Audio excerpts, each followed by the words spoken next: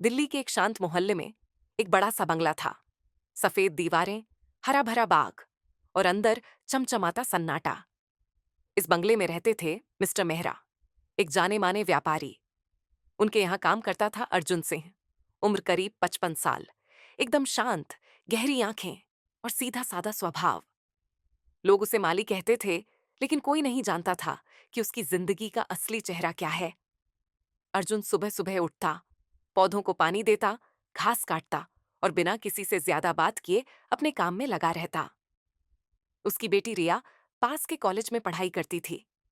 दोनों बाप बेटी बहुत साधारण जिंदगी जीते थे, पर उनकी आंखों में एक डर हमेशा छिपा रहता था, जैसे कुछ पीछे छूट गया हो, जो कभी भी लौट सकता है। एक दिन रिया कॉलेज से लौट रही थी कि रास्ते में कुछ लड़कों ने उसे घेर लिया। वो घबरा गई। तभी वहां एक गाड़ी आकर रुकी और उसमें से निकला रघु ठाकुर। रघु ठाकुर नाम सुनते ही अच्छे अच्छों की रूह कांप जाती थी। वह दिल्ली के अंडरवर्ल्ड का बड़ा नाम था। रघु ने रिया को ध्यान से देखा और मुस्कुराया। अर्जुन सिंह की बेटी हो ना? उसने पूछा। रिया घबरा गई, कुछ बोली नहीं। वह चुपचाप वहां से निकल गई। शाम को जब अर्जुन को यह बात पता चली, तो उसका चेहरा एकदम सख्त हो गया। उसकी आंखों में एक पुरानी चमक लौट आई, जैसे कोई सोया हुआ शेर जाग गया हो। अर्जुन रात भर सो नहीं पाया। उसने पुराने अलमारी से एक छोटा सा बॉक्स निकाला। उसमें थी उसकी पुरानी पहचान, एक सेना की यूनिफॉर्म की तस्वीर, एक चाकू और एक खत। अर्जुन असल में भारतीय सेना का एक गुप्त एजेंट था। उसने सालों पहले एक मिशन के दौरान रघु ठाकुर को पकड़ने की कोशिश की थी, पर तब वो बच निकला।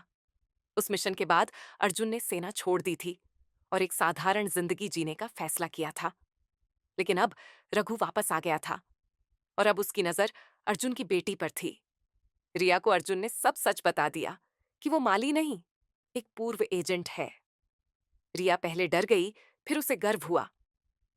पापा, आप इतने बहादुर हैं और मैंने कभी जाना ही नहीं, रिया ने कहा।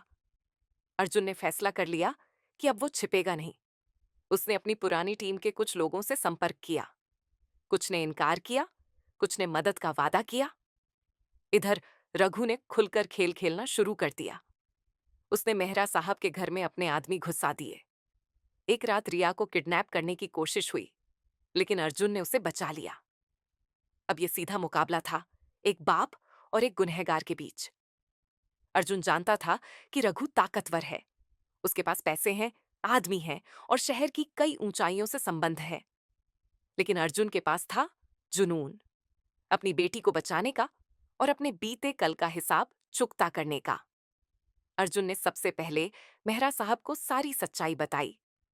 पहले तो मेहरा डर गए, लेकिन जब अर्जुन ने बताया कि रघु उनके घर तक घुस चुका है, तो उन्होंने चुपचाप पुलिस को सूचना देने की कोशिश की।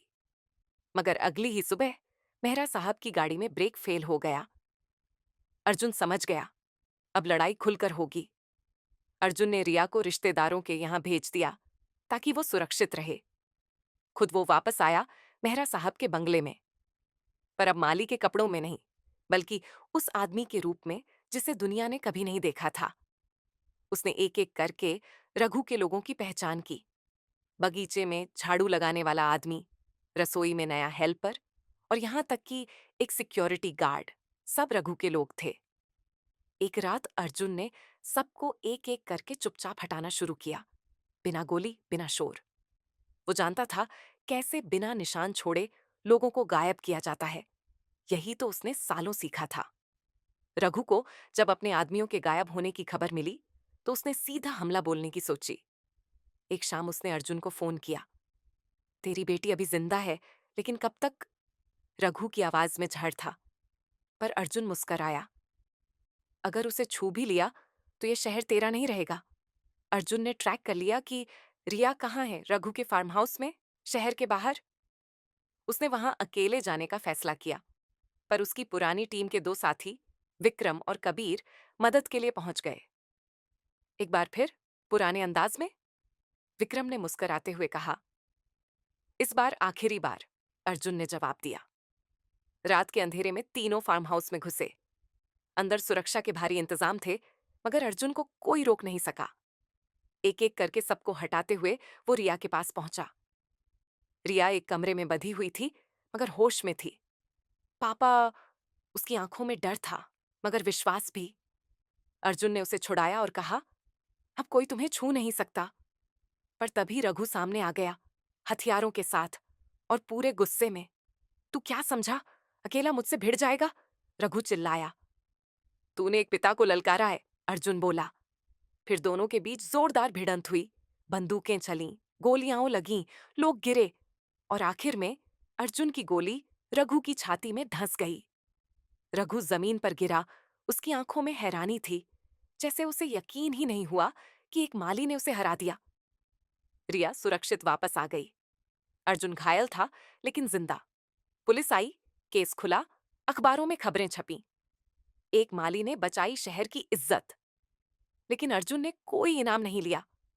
उसने चुपचाप अपना सामान उठाया, रिया का हाथ पकड़ा और एक नए शहर की तरफ निकल पड़ा, एक नई जिंदगी की तलाश में। अब क्या करोगे पापा? रिया ने पूछा। अब सिर्फ माली बनूंगा सच में, अर्जुन ने मुस्कुराते हुए कहा। और कहानी यहीं खत्म नहीं हुई, बल्कि एक नई शुरुआत हुई, जहां डर नहीं था, सिर्फ प्यार और सुकून था।